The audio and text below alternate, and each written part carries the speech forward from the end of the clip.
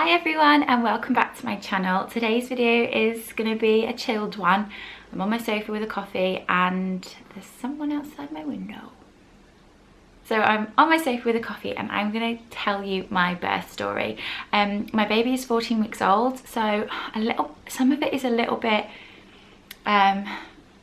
misty, but I've written notes, so hopefully I don't miss anything out. If you are new to my channel, my name's Olivia. I am mum to a 14-week-old little boy, and I'm currently losing the baby weight. So I was previously at my target weight before I got pregnant, and now I'm losing the weight again. So that's a little bit about my channel, and I would love it if you stuck around and subscribed. So I'm going to jump right into it. Arlo was due on the 1st of August this year, but he came 3 days early on the 29th of July. So how it all started was the Wednesday before. So he was born on a Monday. The Wednesday before, I'd had limited movement. Now if you're pregnant and your baby doesn't move, or the pattern of its movement changes, it's really recommended that you go to the hospital straight away just to get checked out, because it can be something more serious, and it's really important to do that. And I had been twice before that, so this was my third bout of limited movement, and I had an anterior placenta, which means my placenta was at the front. So I wouldn't have felt as much movement as a person with a placenta that wasn't at the front. However, I could still feel Arlo, and I knew when his movements weren't right. So I went in, I rang the midwife. They said, "Yep, come in." This was at night, and Danny was working really early the next day, so my mum came with me. So we went in and they hook you up to a monitor and check the baby's heartbeat and all that, and everything seemed normal. But she said that because I'd had two episodes of it before, and because I was so close to my due date, that they recommended that I get induced. And I was like, wait, what? That was just because I thought they were going to do it there and then, but they didn't. Their earliest slot was the Monday. So I was like, oh, okay. I didn't really want to be induced because I'd heard that it was more painful, but if that was what they recommended, then I said okay.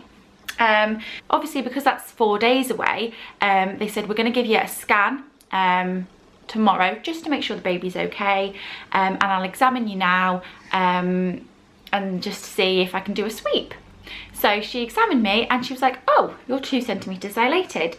And I was like, really? Oh my god, that's amazing, because obviously I'd had no pain or anything like that, but my cervix was 2 centimeters dilated. So she said, I'll give you a sweep, and then that might progress things before Monday, so I might go naturally on my own before Monday. She gave me a sweep, which was horrific, but luckily I had my mum there, so I just held on to my mum. It was awful, but I mean, it had to be done. So she put me in for my induction on the Monday. She told me to go back for my scan the following day just to make sure everything was okay. And she also recommended that I see my midwife on the Friday for another sweep, just to really try and get things going. So I left that night, came home, told Danny, I was like, I'm 2 centimeters dilated. He was like, what? Because obviously I've never had a baby before, but I knew people were in pain sometimes at 2 centimeters. And I had absolutely no pain. Then that night I started having contractions, but they were very mild. Like, I wasn't in agony, but I could feel something happening. I could feel them, and I was like, oh my god, something's gonna happen. Next morning I had my bloody show, which is like, it sounds so gross, but your mucus plug that's like plugging it in, I don't know, it comes out, and then that's the sign that you are gonna have a baby soon. So that came out. I was convinced, oh my god, I'm gonna go into labour. Went to the hospital on the Thursday for my scan. My mum came with me again because Danny was in work. I told them I had my bloody show and everything, and they were like, yeah, it's probably going to happen soon. Especially when I was examined the night before, she said my waters were bulging, so they were like ready to break any minute. So I was really expecting something to happen soon. I had my scan and my wellbeing scan just to make sure everything was fine, and they estimated that Arlo was 8 pound 1. They said there was quite a lot of fluid in there, but that's quite common with 8-pounders. But they said, yeah, everything's fine, go home. So I was like, okay. I carried on having contractions that day. Me and my mum went for a coffee, and I was having contractions. I had my nails done that day as well, I think, with my mum, and I was having contractions through that, but I mean, like I said, they weren't really intense, they weren't painful. So I was just convinced I was just gonna go any minute. So then Friday came and me and Danny went to the midwife in the morning for another sweep. And she was like, oh, you're 2.5 centimetres dilated. So I could see that obviously I was progressing. She gave me another sweep, again, horrific. And yeah, the contractions sort of died down a little bit then, and it didn't have, I was still having them, but I mean, they were not regular at all. And like I said, they weren't intense. And they were very manageable. And I thought any minute now it's gonna happen. Saturday came, nothing happened. Sunday came, nothing happened. All the while I was having these mild contractions, nothing serious. And then Sunday night came and I was like, oh my God, I'm going into hospital on the Monday and I'm gonna have this baby. And we had to be at the hospital for 6 AM on the Monday. And the Sunday night we were just, well, I was beside myself. Like, I couldn't watch TV. Me and Daddy just sat and listened to his record player. We listened to Bob Marley, Michael Jackson, Eminem to pump me up. And I thought, oh my God, like, I'm not gonna come back to this house until I've got a baby. It was just really surreal and like really, I was so nervous. Still, I was hoping I would go naturally on my own Sunday night, but I didn't. On Monday morning came and it was 6 AM that we had to be there. So we got up, I think about 4:30, just got our last minute bits together and left the house at 5:15, got to the hospital at 6. So then they examined me again, told me the process of an induction and everything. They examined me and they were like, you're 3 centimetres dilated and your waters are bulging. They are going to break any minute, which is what they told me on Wednesday, and it didn't happen. But they said, because the waters are bulging, because you are 3 centimetres, what we'll do is we'll break your waters and then you probably won't need an induction, which I was like, yes, oh my God, that would be amazing. And then when they break your waters, if labour still doesn't start, that's when they put you on a hormone drip. So that was the plan anyway.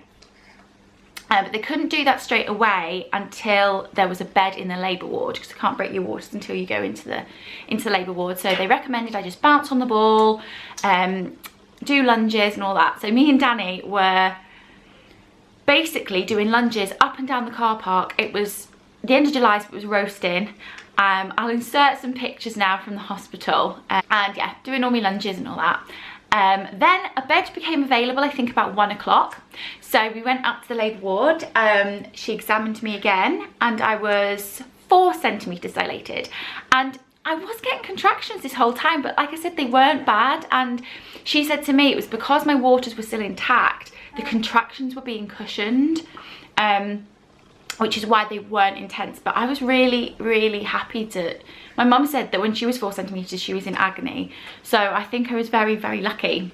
I also had strep B in this pregnancy, which I found out because I'd had a small bleed in my pregnancy, and they do like a swab when that happens, and it came back that I had strep B, which you might have seen a lot of that in the media at the minute, and it's really important to get tested for that because it can be very, very harmful for your baby. But if you find out, it's absolutely fine. They just put you on an intravenous antibiotic drip. So I went on the antibiotic drip when I went to the labour ward for half an hour. You have half an hour drip every 4 hours when you're in labour. So I had that. And then once that had gone through, she broke my waters, and that was at 2:30. She broke my waters at 2:30. Once my waters had been broken, that's when she said, okay, we'll see how you get on. Bounce on the ball, you might need the hormone drip. No, I did not need the hormone drip, because within about 20 minutes, my first contraction came and it was a motherfucker. It was awful, and it just showed the difference, like how much more painful it is when your waters are broken. It might be different for other people, but this is just how it was for me. It just happened straight away, and I think I was in early labour, I think for like 4 days, which is why it happened so fast. So yeah, the contraction came, and then within 2 minutes another really bad one came, and they were 2 minutes apart straight away. And I was thinking, oh my God, I thought I'd get 10 minutes. I thought I'd get 5-minute rest in between. But no, it was just 2 minutes straight away. She gave me gas and air, which, I mean, it didn't help the pain at all, but it gave me something to concentrate on. and I wouldn't let it go. I was like biting down on that. At that point my mum came. I was really glad to see my mum, and she recommended I get in the bath because I was like, I need painkillers, I need something, and she was really trying to stall me with any painkillers. So she put me in the bath, which I hated the bath. I think perhaps if the hot water was over my tummy it might have helped me, but no, I hated the bath. Danny and the midwife and my mum would just get in jugs of water and pour it on my belly, and it was just irritating me and I wanted to get out. So I got out and I went back on the bed, still on the gas and air and everything. I was begging for an epidural. I wanted something. My mum was trying to get the midwife to give me one, but she was really stalling. She didn't want me to have one. I think because it was, my body was doing it naturally and I was progressing quite well, she didn't want it to slow down. That's, I think, where she was coming from. And she kept stalling. She was like, well, we'll examine you in half an hour, we'll examine you in an hour, and then we'll see how you get on, and then we'll make a decision. So I was just struggling on with this gas and air, holding on to Danny's hand. Like, it was pretty traumatizing how painful it was, I'm not gonna lie. And oh my god, I'm just grateful that my waters stayed intact for so long, because I think if I'd have gone through that from 2 centimeters, oh my god, oh, I really couldn't have done it. So okay, yeah, so then I got re-examined at 6:15, and at 6:15 I was 8 centimeters dilated, and I was thrilled because it made me realize that this pain is for something, and I am getting somewhere. Now the midwife was like, there's no point in you having an epidural now, which I was annoyed because I felt like she could have given it me earlier on if she'd wanted, but she didn't want to. In hindsight, I'm glad I didn't have one. But at the time, I really, really wanted one. But now looking back, I'm glad I didn't. But she was like, and I was like, please, I really need something. I need something. So I think it was at that point, my timings might be a little bit off. It might have been before I was 8 centimeters. It probably was actually. She gave me an injection in my thigh, which was diamorphine. Now, this was great. I still felt everything. I was still in horrific pain, but what the diamorphine let me do was relax. So in between my contractions, those 2 minutes I got, it just let my body relax, and it just, that's how I can describe it. It just let me relax. Even though the pain was still as bad, I was relaxed, and I could concentrate more. I was just on the gas and air concentrating. Now at this point, I was like, this is TMI, I need a poo. And she was like, no you don't, you don't. And I was like, yes I do, I need one. And she was like, no you don't. Turns out I didn't, and it must be like the pressure of the baby coming down gives you that feeling. But yeah, the baby was coming down. They switched midwives at this point because the shifts ended, and I had a midwife, a really nice midwife, and a student midwife. They were lovely, and they're the ones that physically delivered my baby. So yeah, so I had the urge to push. Now when the pushing started, it was obviously when I was at 10 centimeters, so I was obviously struggling on from the 8 centimeters to 10 centimeters. So when the pushing started, it was painful because you still get your contractions, and I felt everything down there. Like, I felt the burn, but somehow it was better than just the straight contractions. The pushing bit I found hard but easier. So I was pushing for quite a while, and me and Danny said we didn't want to see the head. Like, we didn't want to see it coming out. He didn't want to see it. We just, that wasn't what was going to happen. However, when the head came out, the midwife like pulled the sheets off and was like, look, your baby's head. And we saw it. To me, I wasn't fazed because I was just in such a daze. Like, I felt nothing. I was just like, all right. And then I think Danny was like, And then once the head was out, she said, right, your next push, the baby's going to be born. Oh, there he is. I can hear him. Oh, you're awake. Pushed again, and the baby came out, and I turned to Danny and I said, is it a boy? Because I had a feeling it was a boy. We didn't find out the sex, but I just knew. And he said, yeah.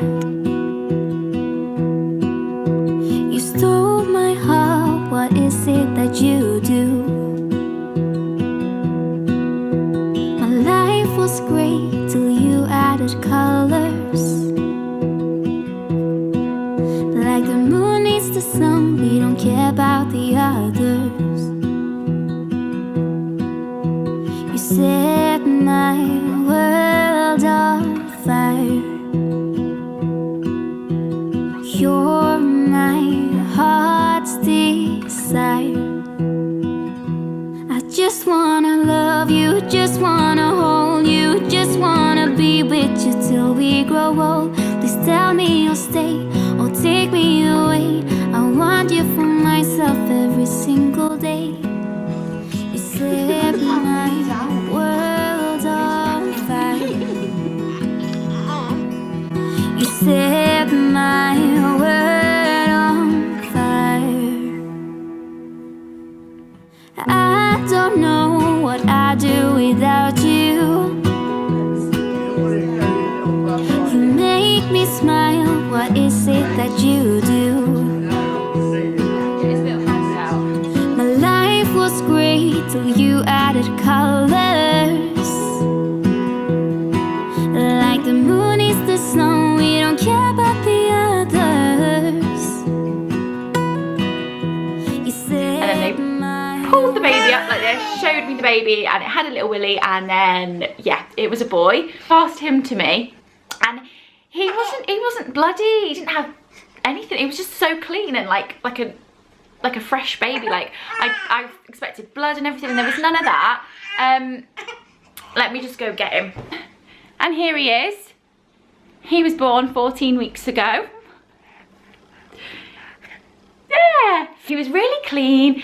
He didn't cry. I even said to the midwife, I was like, is he okay? And she was like, yeah, he's just chilled. Like he was just chilling out. And then Danny cut the cord. They went and weighed him. He was £8 and ½ an ounce.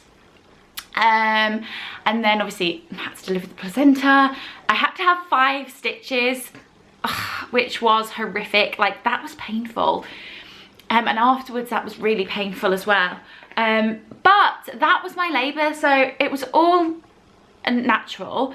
I was so lucky that my body just sort of, it took over and it did it itself. Which I know I'm really, really lucky. The midwives told me that it was a textbook birth. It couldn't have gone any better. Yeah, gas and air and diamorphine is what I had. But I was traumatised because my family came in afterwards, so all of Danny's family was there and my family were there.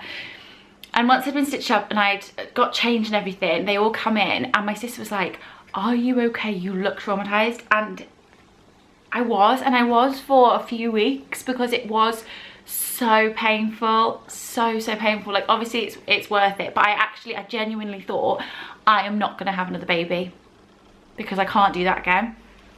But now I'm like, yeah, I will. I think that's just nature's way, isn't it?